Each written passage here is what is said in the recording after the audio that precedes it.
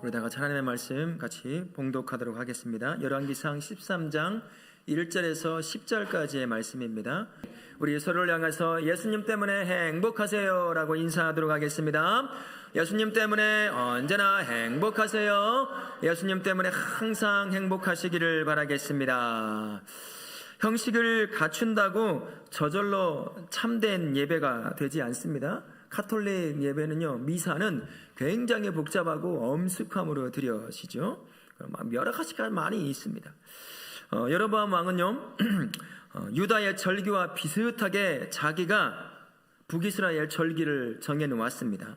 그리고 예루살렘 성전을 대신해서 제사를 드릴 곳 단에 산당 하나와 금송아지 하나를 지어놓고 아래쪽 남유다 근처에 베델에다가 산당 하나와 그곳에 금송아지를 만들어 놓고 거기에 이게 바로 하나님이다 라고 여기서 예배를 드리고 제사를 드리라 라고 했습니다. 나름 절차를, 나름 형식을 다 맞추어 놓았습니다. 이 하나님은 예언자를 딱 보내서요, 베델제단의 불법성과 한계를 딱 지적하십니다.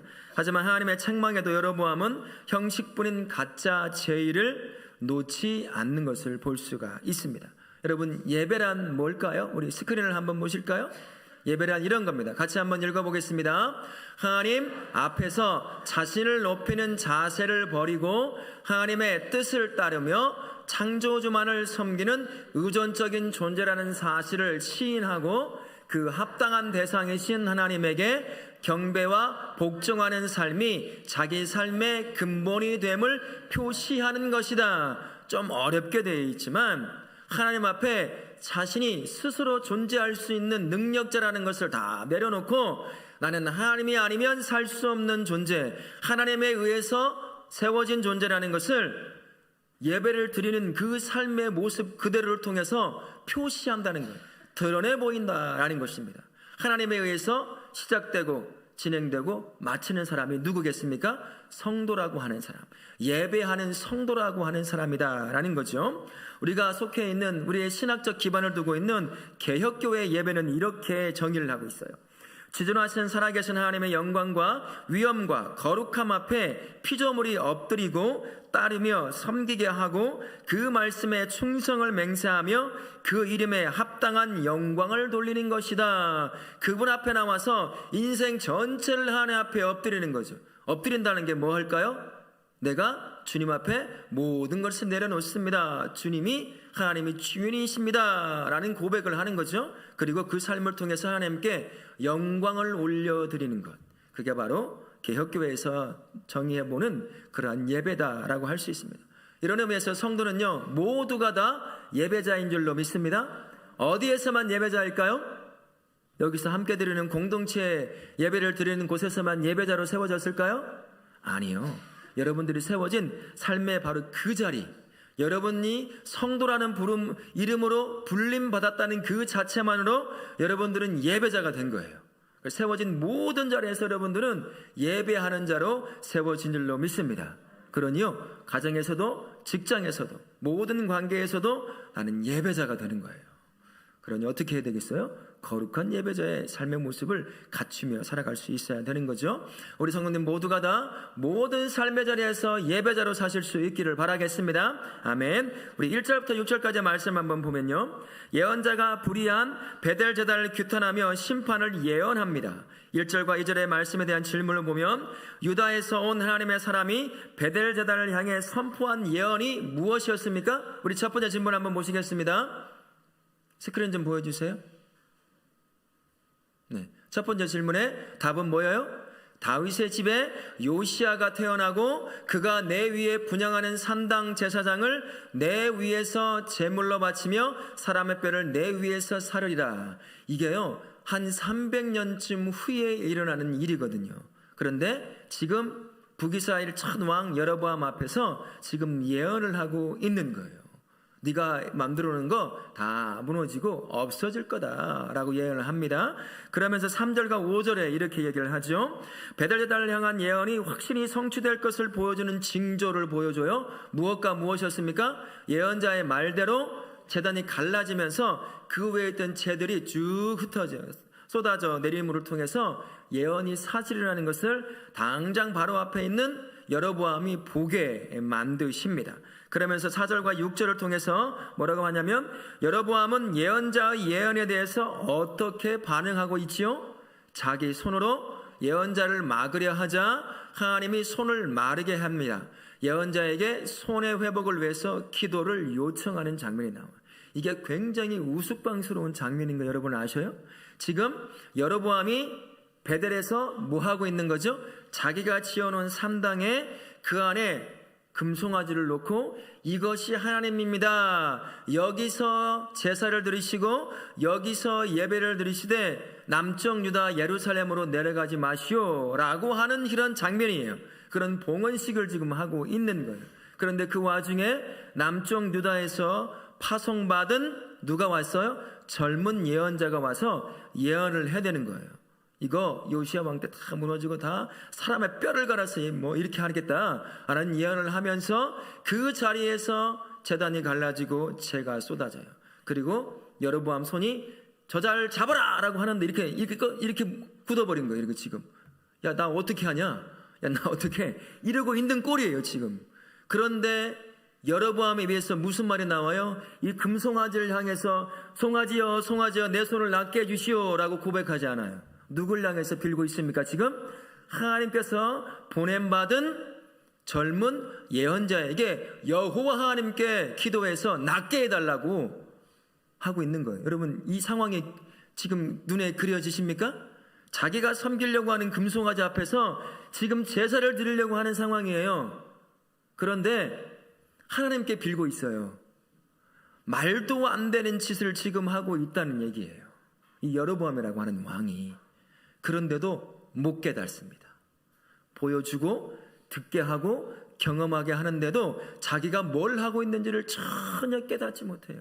하나님이 그만큼 사랑해서 여로보암을 왕으로 세웠기 때문에 그 북쪽 이스라엘을 다윗처럼 잘 통치하길 바라시는 마음으로 그를 왕으로 딱 선택해서 세웠는데 그 앞에서 역사를 보여주고 지가 직접 경험함에도 불구하고 엉뚱한 예배를 드리려고 자기 나름대로의 예배의 형식을 갖춰서 그렇게 드리고 있는 거죠. 경험함은 있어서도 못 깨달아요. 이 어리석은 여로보암의 모습을 볼 수가 있습니다. 하나님은 우리를 예배자로 부르셨어요. 가장 존귀한 자가 예배자입니다. 그런데 가만히 생각해 보십시오. 저와 우리가 예배자로 불림받을 그런 조건을 갖추고 있는지 한번 생각해 보세요. 우리는 죄인입니다. 하나님 앞에 설 수 없는 죄인이에요. 더럽고 추잡한 것들을 다 품고 거룩한 것처럼 앉아있지만 속에는 온갖 것을 다 가지고 있어요. 그런 자를 하나님께서 뭘로 부르셨어요? 예배자로 딱 불러서요 예배 받으시는 거예요. 우리 하나님, 우리 같은 사람, 우리 같은 존재 필요 없습니다. 혼자서 저절로 스스로 영광 받으시는 분이 하나님이셔요. 피조물 필요 없으십니다.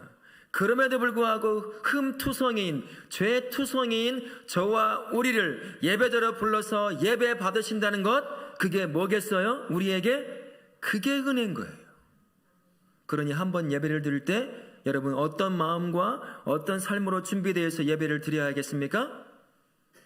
온 마음으로, 온 힘을 다해서 하나님을 예배하는 거예요. 찬송 하나를 하더라도요 최선을 다해서 하나님 앞에 드려지는 거죠. 그게 예배자로 부름받을 수 없는 저와 우리가 예배자로 부름받았으니 그렇게 하나님을 예배하는 겁니다. 우리 다락계 모든 성도님들은 하나님 앞에 부름받은 예배자로서 온 힘을 다해서 예배를 사모하는 마음으로 하나님을 예배하실 수 있는 그런 복된 우리 성도님들 되실 수 있기를 바라겠습니다. 아멘. 우리 첫 번째는 은혜 나눔 한번 보겠습니다. 베델 제단을 통한 예배는 비록 형식을 갖추었을지 모르지만 생명력이 없는 껍데기 예배에 불과했습니다. 하나님이 기대하신 예배가 아니었기 때문이죠. 하나님이 인정하시고 기뻐하실 예배를 위한 유념할 점이 무엇이 있을까? 여로보암이 만든 것은 자기가 원하는 신을, 자기가 원하는 예배의 형식을, 자기가 원하는 예배의 절기를 다 만들어 놨어요.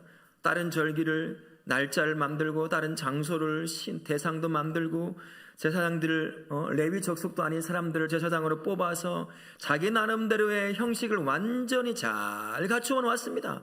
대상도 있고요, 장소도 있어요, 사람도 있습니다. 가서 제사만 드리면 돼요. 그러나 우리 하나님은 그거 하나도 안 받으셨습니다. 하나님께서 받으시는 진짜 예배를 예수님이 정확하게 우리에게 말씀해 주셔요. 요한복음 4장 24절 말씀에 이렇게 말씀하시죠. 여러분 잘 아십니다. 하나님은 영이시니 예배하는 자가 무엇과 뭘로요? 영과 진리로 예배할지니라. 영이 어떤 걸까요? 성령을 통해서라고도 할 수 있지만, 예배를 드리는 공동체가 한자리에 모여서 마음과 생각과 영혼을 성령 하나님을 통해서 아버지의 마음을 품고 하나가 되어 하나님 앞에 나아가는 거예요. 다른 마음을 품어서는 안 된다라는 겁니다. 진리는 뭘까요? 예배의 자리에는요, 항상 하나님의 말씀이 선포가 일어나야 돼요. 낭독이 일어나는 것처럼 선포가 있어야 한다라는 것입니다. 근데 죽은 신을 예배할 때는 하나님의 말씀이 있을까요? 없을까요? 없어요. 그래서 결정적으로 다른 부분이 바로 여기에 있는 겁니다. 온 마음으로 성령 하나님을 쫓아서 아버지의 마음을 품고 하나님의 말씀을 품고 하나님을 예배하는 그 자리, 그리고 그 자리에 하나님의 임재하심으로 하나님이 말씀하는 것, 그게 바로 하나님이 기뻐하시고 받으시는 살아있는 예배를 드리는 것이다 라는 것을 기억하십시오. 예수께서 말씀하신 예배에 눈에 띄는 하나가 있어요. 뭘까요? 예수님이 전혀 형식을 얘기하지 않았다는 거예요. 예수님 형식 얘기한 거 보셨어요? 이런 절차를 통해서 이렇게 예배하라 전혀 말하지 않았습니다. 하나님께서 받으시는 기뻐하는 예배를 영과 진리로 예배하는 것이다 라고 말씀하셨지 어떤 형식을 전혀 말하지 않았다라는 것입니다. 하나님께서 기뻐하시는 예배는요, 형식에 매이지 않는다는 거예요. 근데 이 말을 오해해서는 절대 안 돼요. 형식이 무가치하다라는 것을 얘기하는 것이 아닙니다. 형식보다 더 중요한 것이 있다라고 얘기하는 거예요. 뭘까요? 여러분하며 형식은 갖췄지만 잘못된 대상에 그의 마음이 틀려졌기 때문이에요. 왜 틀려졌을까요? 그의 마음에 예배받기에 합당하신 하나님을 품지 않았어요. 정치적 목적, 자기 목적이 있었습니다. 예배를 통해서 종교적 행위를 북이스라엘 사람들이 못하게 해서 자기에게서 떠나지 못하게 만들려고 했어요. 그의 마음에 하나님이 하나도 없었어요. 그러다 보니 형식도 달라지고 대상도 달라지기 시작하는 거죠. 그러니 하나님 앞에 드려질 예배가 전혀 안 되는 겁니다. 형식이 없어도 무슨 말이냐? 하나님을 향한 진실된 한 마음, 그리고 삶이 온전히 모아져 있다고 한다면 하나님께 기뻐하는 예배를 드릴 수 있다는 거예요. 그러나 형식이 잘 갖춰져 있어요. 여러분, 우리 교단은 이제 많이 좀 이런 형식을 조금 자유스럽게 빼고 넣고 하는데요. 통합 측 교단, 그리고 고신 측 교단에 가보면 목사님부터 온 임대분 거부터 달라요. 물론 조금 이제 저처럼 이렇게 편하게 입는 사람도 있지만 이 가운을 이 무더운 날에 양복 안에 입고 제가 세례를 주거나 성찬식 할 때 입는 가운이 있죠. 그것을 한여름에도 한겨울에도 똑같이 입고 서요. 그리고 절차가 굉장히 많아요. 우리 교회도 참 많은 거 여러분 아셔요? 굉장히 많은 편이에요. 우리 교회도. 이런 절차가 잘 갖춰져 있고 이 절차를 잘 쫓아간다고 해서 하나님을 예배하는 것이냐? 그렇지 않다는 거예요. 빠진 것이 있어서는 안 된다는 거죠. 뭐가 있어야 될까요? 내 마음이에요. 내 마음에 하나님을 품고 있느냐?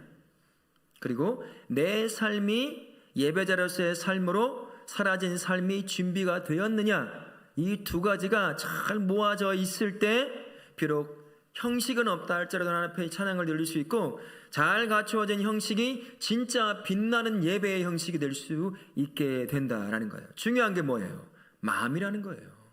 이 자리에 몸은 앉아 있지만 내 머릿속에는 저 밖에 있는 일거리에 관한 쉴 것에 관한 무엇에 관한 것으로 가득 채워져 있다고 한다면 하나님 절대 안 받는 거죠.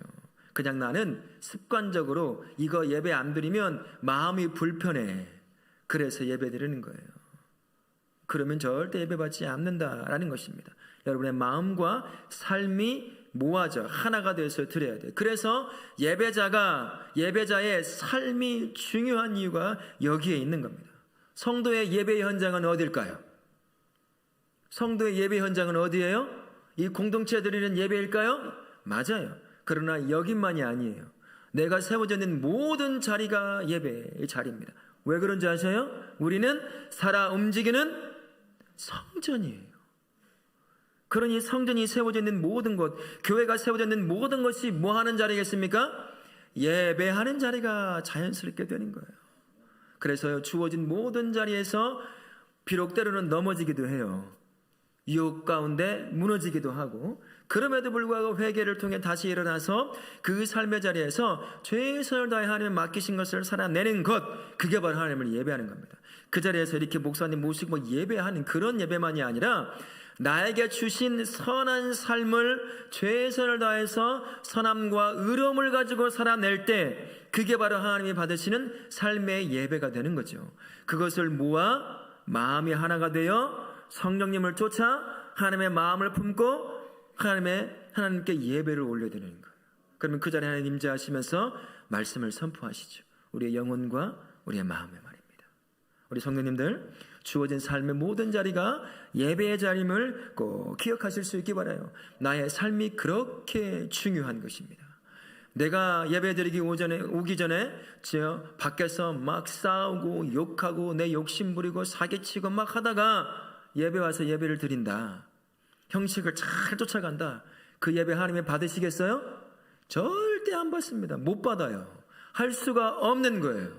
오직 그 마음과 하나님을 향한 마음을 품고요, 그리고 삶이 준비가 된 그 예배를 드릴 때만 하나님이 그 예배를 받으시는 거예요. 그러니 여러분의 삶, 이제 다시 허락할 3일간의 삶이 있습니다. 목금토, 그 삶을 하나님 또다시 허락해 주신 거예요. 바로 그 자리에서 하나님을 예배하실 수 있는 우리 성도님들 되시고, 그 삶을 잘 준비해서 주일날 하나님께 예배하는 우리 성도님들 되실 수 있기를 바라겠습니다. 아멘. 두 번째 은혜 나눔을 보시면, 여로보암이 손을 펴서 예언자의 입을 막으려 했지만 하나님은 그의 손을 마르게 하셨습니다. 하나님의 말씀을 자기 힘으로 막으려 하는 것만큼 어리석은 일도 없습니다. 사람이 하나님의 말씀에 맞서는 이유는 무엇이겠습니까? 그런 어리석음에 빠지지 않기 위해 필요한 자세가 있다고 한다면 무엇이 있을까요? 여로보암의 마음이 이런 마음이었을 거예요. 자기가 하나님을 마음대로, 신을 마음대로 부릴 수 있다라고 여겼던 것 같아요. 그러니까 자기 마음대로 산당을 지어놓고 그곳에 금송아지를 놓고 이게 하나님이다, 여기서 제사를 드리라, 누구도 남쪽 유다로 내려가지 말라라고 얘기했던 거죠. 여러분, 사무엘하 6장에 보면 우사라고 하는 사람 등장을 합니다. 오베데돔에 있던 법궤를 다윗이 가져오려고 해요. 그런데 잘못된 방법으로 가져와요. 법궤를 가져오려고 하면 법칙이 있어요. 뭐가 어떻게 가져와야 될까요? 제사장들이 메고 와야 돼요. 근데 어떻게 했습니까? 길들여지지 않은 소의 수레에다가 법궤를 올려놓고 왔어요. 처음부터 잘못된 겁니다. 그러자 길들이지 않는 소가 가다가 뛰었어요. 그러니까 수레가 움직이니까 어떻게 합니까? 법궤가 넘어지려고 하니까 자기가 뭔가 해보려고 울사각을 딱 잡다가 그 자리에 즉사해버렸어요. 이게 무슨 의미겠어요? 하나님께서는 하나님의 방식으로 역사하시는 분이에요. 그리고 말씀하십니다.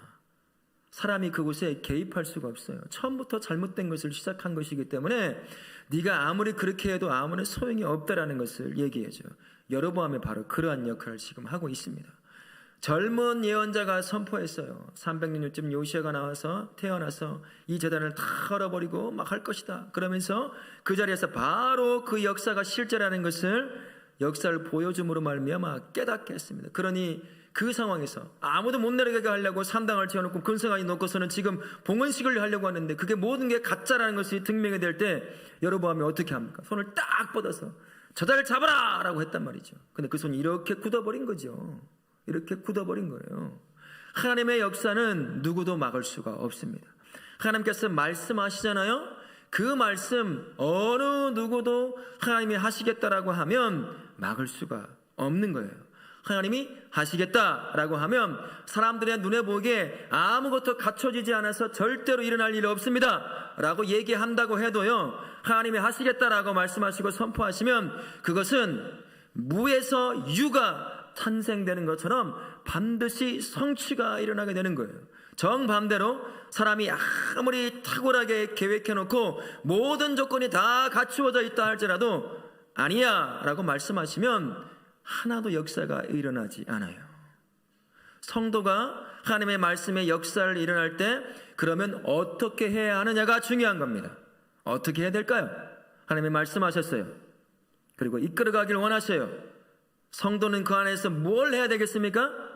순종만 하면 되는 겁니다. 하나님께서 하지 말라 하면 멈추는 거고, 가라 하면 내 마음에 안 들 수가 있어요. 내 경험에 안 들 수가 있습니다. 나와 경험에 다른 것일 수도 있어요. 내 감정과 어울리지 않는 것일 수도 있어요. 하지만 하나님께서 하시겠다라고 하면 그냥 순종하는 거예요. 그러면요, 그 역사의 현장에 내가 뭐 하는 사람으로 세워지게 될까요? 동력하는 은혜를 누리게 되는 거예요. 그 말씀을 안 듣고 여로보암처럼 손을 내밀어 잡으라, 방해하라 라고 하면 그 인생, 여로보암의 인생을 경험하게 되는 거죠. 우리 성도님들은 어떤 인생을 경험하기를 원하십니까? 하나님께서 말씀하신 역사를 이루시는 그 현장에 내가 동역하는 자로서의 역사를 경험하기를 원하십니까? 아니면 여로보암처럼 그것을 막아보려 하다가 굳어버린 인생처럼 그런 인생으로 경험되기를 원하십니까? 바라기를 우리 모든 다원교회 성도님들은 하나님께서 말씀하실 때, 이끌어 가실 때 그 역사 현장에 내 마음에 들지 않는다 하더라도 순종함으로 말미암아 하나님의 놀라운 역사의 동역자의 은혜를 누리실 수 있기를 예수님의 이름으로 부탁을 드리겠습니다. 아멘. 큰 두 번째 한번 보겠습니다. 7절부터 10절까지의 말씀인데요, 예언자는 왕이 베푸는 환대와 회유를 단호하게 거부했습니다. 첫 번째 질문의 7절부터 8절까지의 예물을 약속하며 회유하는 왕에게 예언자는 어떻게 반응하고 있죠? 우리 같이 한번 읽어볼까요? 많은 재물을 줘도 물도 마시지 않겠다 거절했습니다. 자, 9절부터 10절까지 질문이 이렇죠. 예언자가 단호하게 왕의 요구를 거절한 이유가 무엇이었습니까? 떡도 먹지 말며 물도 마시지 말고 왔던 길로 되돌아가지 말라 하신 하나님의 명령 때문이었습니다. 근데 좀 생각해 보세요. 먼 길을 남쪽 유다부터 걸어왔어요. 우리처럼 나무도 많고 물도 많고 풀도 많은 그런 곳이 아니잖아요. 걸어오다 보면 지치기도 하잖아요. 또 돌아가야 하잖아요. 왔던 익숙한 길로도 못 가요. 다른 길로 가야 합니다. 그러면 하나님께서 좀 마시게도 하고 먹게도 하면 좋으련만, 하나님께서 그것도 하지 말래요. 심지어 네가 왔던 익숙한 길로도 가지 말래요.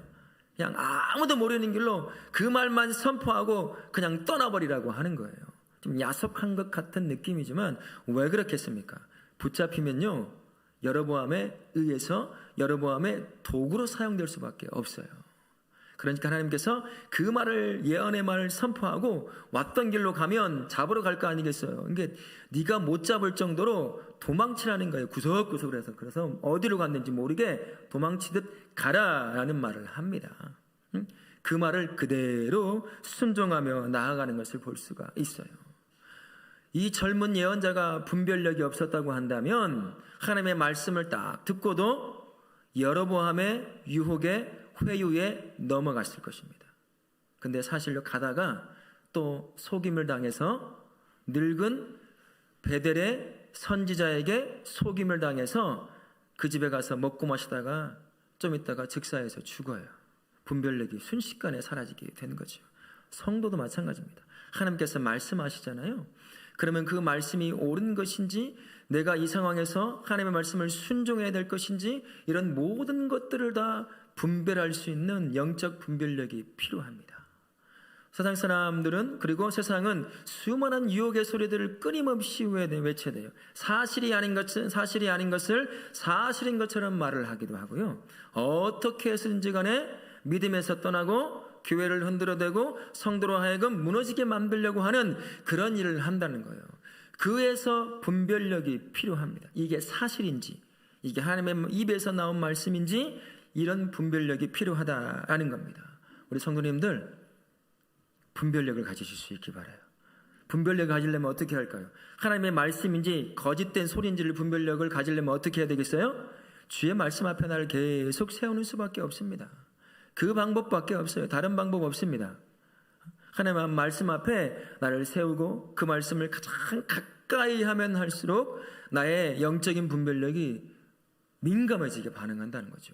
그래서 무너지지 않고 그 말씀을 쫓아 순종하는 삶을 살아갈 수 있게 된다라는 겁니다. 우리 성도님들 언제나 주의 말씀을 가까이 함으로 말미암아 하나님의 말씀을 말씀으로 분별해낼 수 있는 그러한 성도님들 되실 수 있기를 예수님의 이름으로 부탁을 드리겠습니다. 아멘. 우리 세 번째 은혜의 나눔을 한번 같이 보시겠습니다.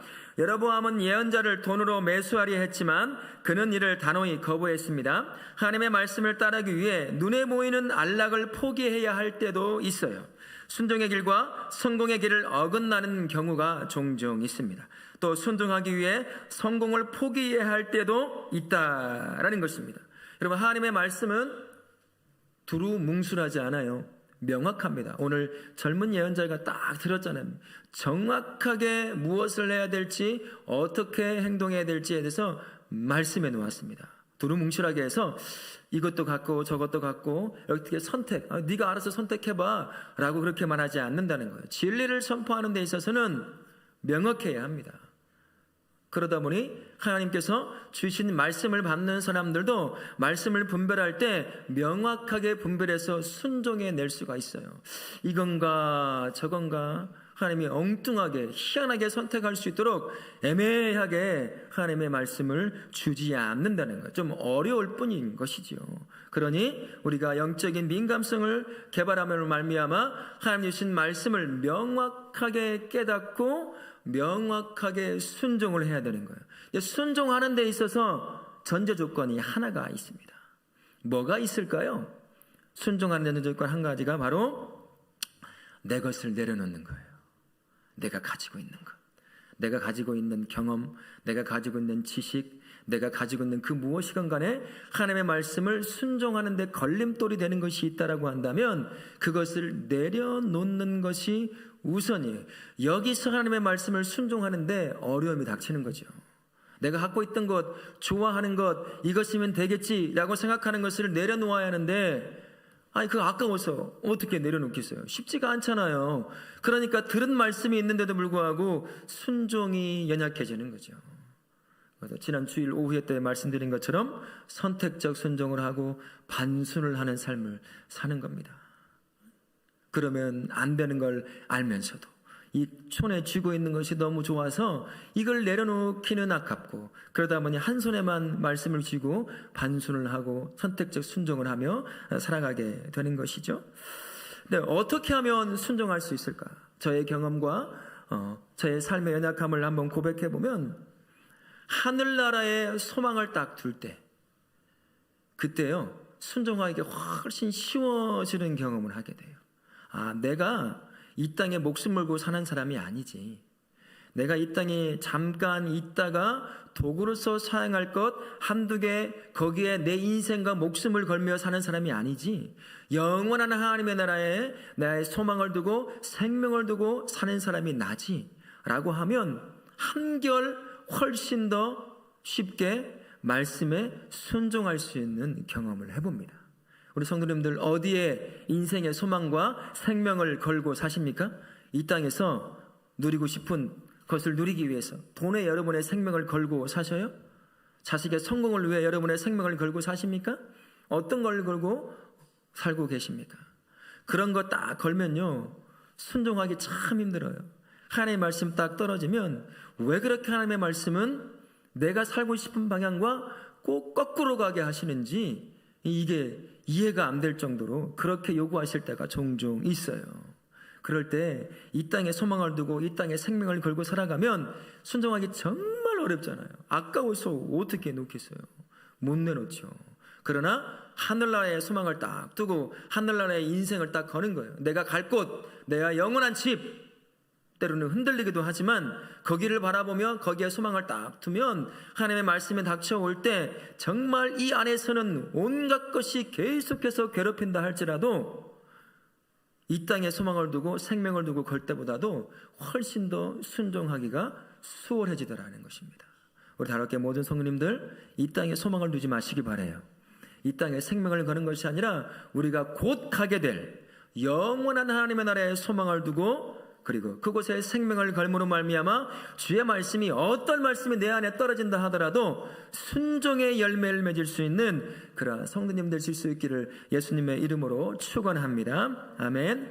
우리 사랑하는 성도님, 성도는 살아가는 삶 자체가 예배자의 삶이라는 것 꼭 기억하며 사실 수 있기를 바라겠습니다.